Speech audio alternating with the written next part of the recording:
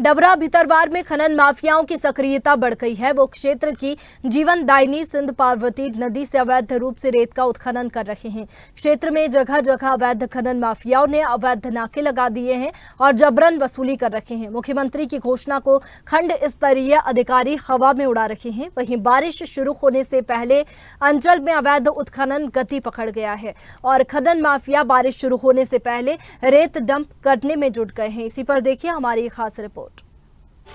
डबरा भितरवार अनुभाग में पार्वती सिंध नदी का चीरहरण हो रहा है। रेत माफियाओं ने भितरवार डबरा में डंपिंग जोन बनाकर रेत डंप करना शुरू कर दिया है। रोजाना सिंध पार्वती नदी को छलनी किया जा रहा है। बरसातों में रेत के दाम बढ़ेंगे तो माफिया रेत की कालाबाजारी करेंगे, इसीलिए अवैध रेत खनन में और तेजी आ गई है।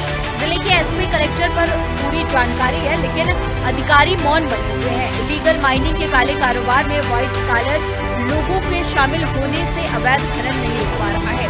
सोशल मीडिया पर पर्यावरण दिवस की शुभकामनाएं देने वाले पर्यावरण के लिए उपयोगी माफियाओं से सिंध पार्वती नदी को नहीं बचा पा रहे हैं। इससे डबरा भितरवार प्रशासन, पुलिस प्रशासन भी सवालों के घेरे में खड़ा होता हुआ नजर आ रहा है। बहुत ही स्पष्ट है कि जो लीज एरिया नहीं है वहाँ से माइनिंग इलीगल होती है। और सेकंड जो एक इम्पॉर्टेंट विषय है जिस पर शासन बड़ा ही स्ट्रिक्ट है वो है इन स्ट्रीम माइनिंग।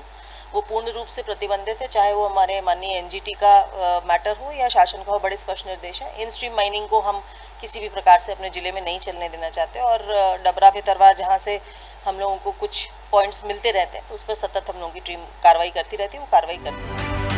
मध्य प्रदेश में सीएम के आदेशों को दरकिनार कर खुलेआम सिंध पार्वती नदी का सीना चीर कर रेत चोरी की जा रही है। डबरा भितरवार क्षेत्र में लुहारी, फवाया, सिला, पलायछा, बीजकपुर, भेसुनारी, पसई, मोहनगढ़ में रेत की अवैध खदानों पर खुलेआम बड़े पैमानों पर उत्खनन किया जा रहा है। ऐसा नहीं है कि प्रशासनिक अधिकारियों को इस बात की खबर नहीं है।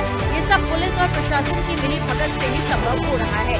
पुलिस और प्रशासन की मिलीभगत से रेत माफिया रेत का अवैध उत्खनन करते हैं और पुलिस और प्रशासन की आंखों के सामने ट्रैक्टर, ट्रॉली और डंपर में रेत भरकर मनमानी कीमतों में बाजार में बेचा जा रहा है।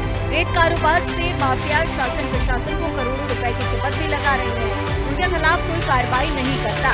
सूत्रों की माने तो रेत के अवैध उत्खनन के बड़े बड़े नेताओं की मदद से माफिया अवैध कारोबार में दिन दूनी रात चौगुनी कमाई कर रहे हैं और सिंध पार्वती नदी के अस्तित्व को खतरे में डाल रहे हैं। जिले में बैठे खनिज विभाग के अफसर और पुलिस प्रशासन इसे रोक पाने में असफल भी साबित हो रहा है। अवैध खनन का ये धंधा जमकर फल फूल रहा है। जीवनदायिनी सिंध पार्वती नदी से खनन करके लाई गई सड़कों पर पड़ी है जो मनमाने दामों में बेची जा रही है। सीएम के कड़े निर्देशों के बाद भी ग्वालियर का प्रशासन इन माफियाओं पर कार्रवाई करने से डरता है, या फिर यूं कहें कि बड़े बड़े नेताओं का माफियाओं पर हाथ होने की वजह से शासन प्रशासन खुलकर कार्रवाई नहीं कर पाता। अवैध उत्खनन को लेकर ग्वालियर में कांग्रेस विधायकों ने 2 दिन पहले कलेक्टर रुचिका चौहान को ज्ञापन दिया था और साथ ही चेतावनी दी कि अगर जल्द ही अवैध उत्खनन बंद नहीं हुआ तो कांग्रेस इसको लेकर उग्र आंदोलन करेगी। कांग्रेस भी अब अवैध उत्खनन को लेकर सड़कों पर उतरने की तैयारियों में जुट गई है, लेकिन माफियाओं पर किसी भी तरह का कोई असर देखने को नहीं मिलता। डबरा के तलवार क्षेत्र में बड़े पैमाने पर सरकार को करोड़ों रुपए का चूना लगाकर अवैध उत्खनन किया जा रहा है।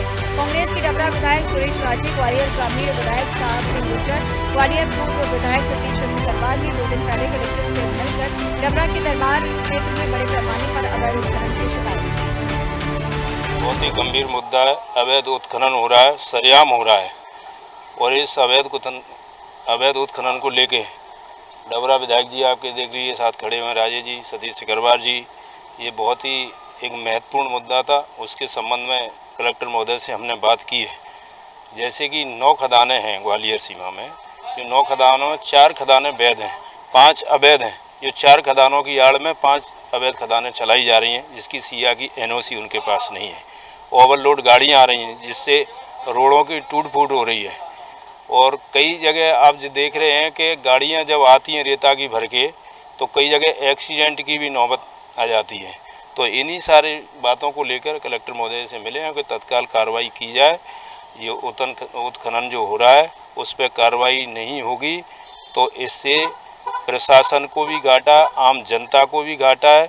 जो राजस्व प्रशासन को जाना चाहिए वो नहीं पहुंच पा रहा है। इन्हीं संबंध में चर्चा की थी और आगे देखते हैं कार्रवाई कलेक्टर महोदय इन पर करेंगे।